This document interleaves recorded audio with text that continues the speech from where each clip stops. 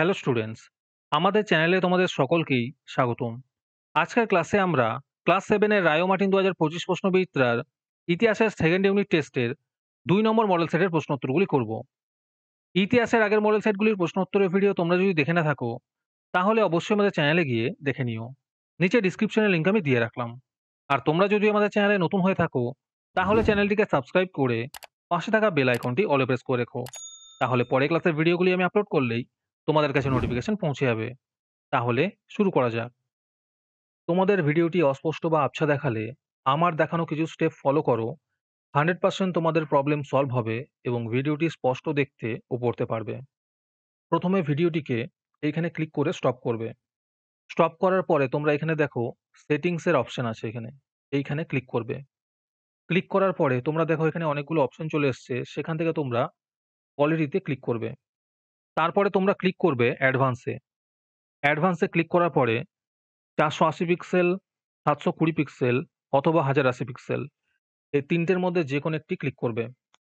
Click করার পরে দেখবে তোমাদের ভিডিও কোয়ালিটি আগের তুলনায় অনেকটা ইমপ্রুভ হয়ে গেছে এবং তোমরাও ভালো করে দেখতে এবং পড়তে পারছো। 1 নম্বরে আছে সঠিক উত্তরটি নির্বাচন করো। 1 নম্বর প্রশ্ন হলো, মোহাম্মদ ঘুরির মৃত্যুর পর তার বিজিত অঞ্চলগুলি ভাগ হয়ে যায়। এর উত্তর হবে 4 জন অনুচরের মধ্যে।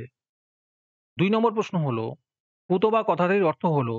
এর উত্তর হবে ভাষণ। 3 নম্বর প্রশ্ন হলো, দাক্ষিণাত্যে প্রথম ক্ষমতা বিস্তারে মন দেন। এর উত্তর হবে আলাউদ্দিন খলজি। 4 নম্বর প্রশ্ন হলো, নিকোলো কোনটি ছিলেন? এর উত্তর হবে ইতালীয় পর্যটক। 6 নম্বর প্রশ্ন হলো, হুমায়ুন শের শাহের কাছে পরাজিত হন। এর উত্তর হবে দুবার। 7 নম্বর প্রশ্ন হলো, সম্রাট আকবর দওসালা ব্যবস্থা চালু করেন। এর উত্তর হবে 1580 খ্রিস্টাব্দে। 8 নম্বর প্রশ্ন হলো, ঔরঙ্গজেব স্বাধীন রাজা বলে মেনে নেন। এর উত্তর হবে শিবাজিকে। 9 নম্বর প্রশ্ন হলো, অনেক ঐতিহাসিকের মতে দিল্লির আদি নাম। এর উত্তর হবে ইন্দ্রপ্রস্থ। 10 নম্বর প্রশ্ন হলো, মোগল আমলে সবথেকে ছোট ঘরকে বলা হতো। এর উত্তর হবে কোঠরি। তারপরে 2 নম্বরে আছে নির্দেশ অনুযায়ী নিচের প্রশ্নগুলির উত্তর দাও। 1 নম্বরে আছে ঠিক না ভুল লেখো। প্রশ্ন হলো, দিল্লির সুলতানদের শাসককে একত্রে বলা হয় তুর্কো আফগান শাসক। এটি ঠিক হবে। 2 নম্বরে আছে ঠিক না ভুল লেখো। প্রশ্ন হলো, হওজি সুলতানি খনন করেছিলেন সুলতান গিয়াসউদ্দিন বলবন। এটি ভুল হবে। 3 নম্বরে আছে বেমানান শব্দটি খুঁজে বের করো। এখানে উত্তর হবে রণজিৎ সিংহ। 4 নম্বর প্রশ্ন হলো, বেমানান শব্দটি খুঁজে বের করো। এখানে উত্তর হবে বুরহানপুর। তারপরে 3 নম্বরে আছে ক স্তম্ভের সঙ্গে খ স্তম্ভ মিলিয়ে লেখো। 1 নম্বরে আছে খলজি বিপ্লব। এর উত্তর হবে ইলবাড়ি তুর্কি অভিজাতদের ক্ষমতার অবসান।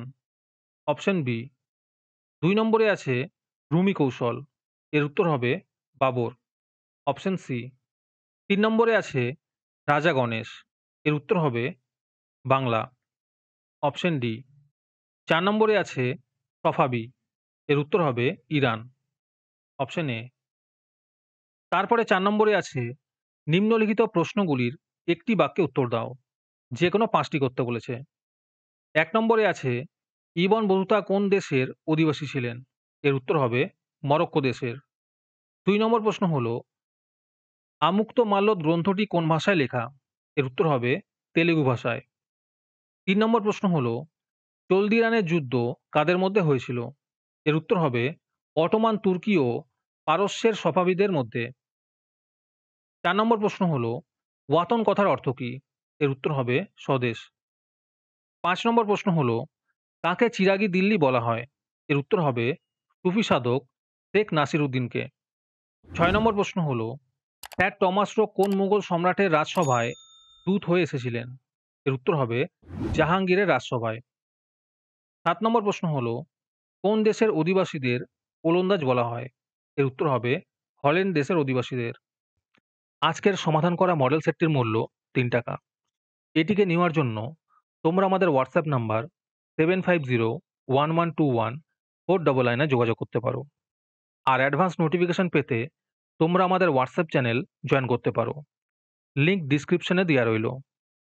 তারপরে ৫ নম্বরে আছে ২টি বা ৩টি বাক্যে যে কোনো ৪টি প্রশ্নের উত্তর দাও। এই প্রশ্ন উত্তরগুলি আমি তোমাদের দেখিয়ে দিচ্ছি, তোমরা দেখে দেখে নোট ডাউন করে নিও। ১ নম্বর প্রশ্ন হলো, তুর্কি অভিজাতরা কেন রাজিয়ার বিরোধিতা করেছিলেন?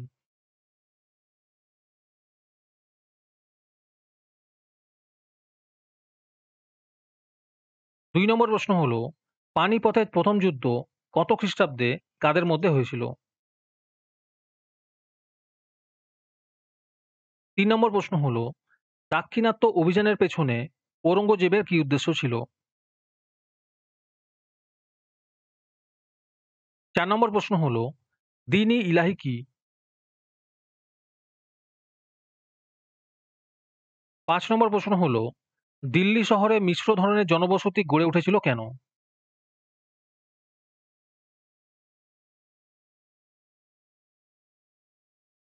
৬ নম্বর প্রশ্ন হলো, হুন্ডি বলতে কি বোঝায়?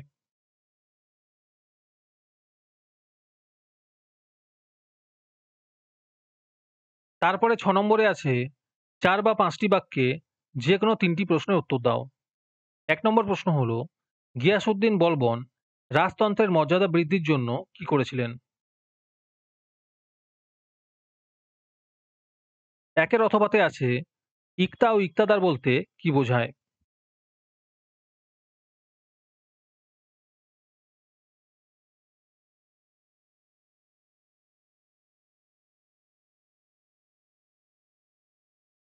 ২ নম্বর প্রশ্ন হলো, খানোয়ার যুদ্ধ ও ঘরঘরার যুদ্ধের মধ্যে তুলনা করো। ৩ নম্বর প্রশ্ন হলো, বাংলার ১২ ভূঁইয়াদের সম্পর্কে কি জানো?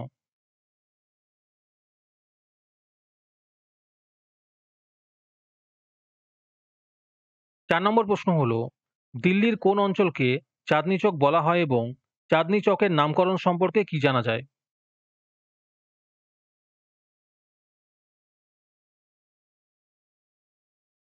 ৪ এর অথবাতে আছে ইউরোপীয় কোম্পানির কুঠিগুলি কেমন ছিল?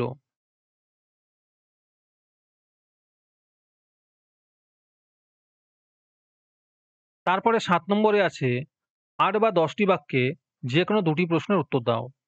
১ নম্বর প্রশ্ন হলো, সুলতান ইলতুৎমিশের সামনে প্রধান ৩টি সমস্যা কি ছিল এবং তিনি কিভাবে এর সমাধান করেছিলেন?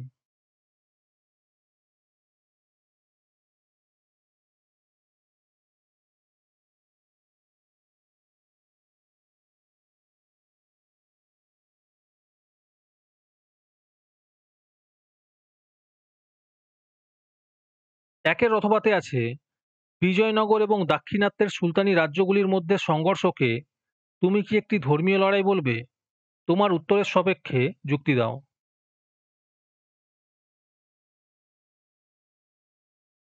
২ নম্বর প্রশ্ন হলো, মোগল সম্রাট আকবরের রাজপুত নীতি সম্পর্কে আলোচনা করো।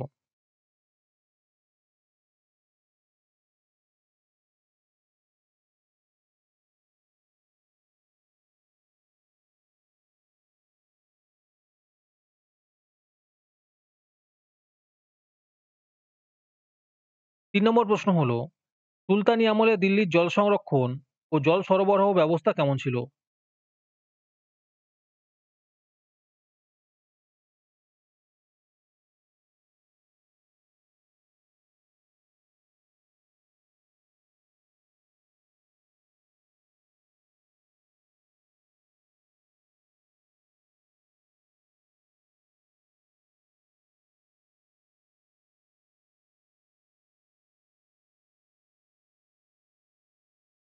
৩ এর অথবাতে আছে মোগল আমলে ভারতে ব্যবসা বাণিজ্যের প্রসারের কারণ সম্পর্কে আলোচনা করো।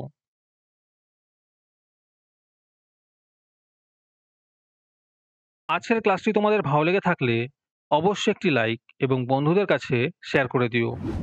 পরের মডেল সেটগুলির প্রশ্নোত্তরের ভিডিও তাড়াতাড়ি পেতে আমাদের চ্যানেলটি সাবস্ক্রাইব করে রেখো। তাহলে দেখা হচ্ছে পরের ক্লাসে।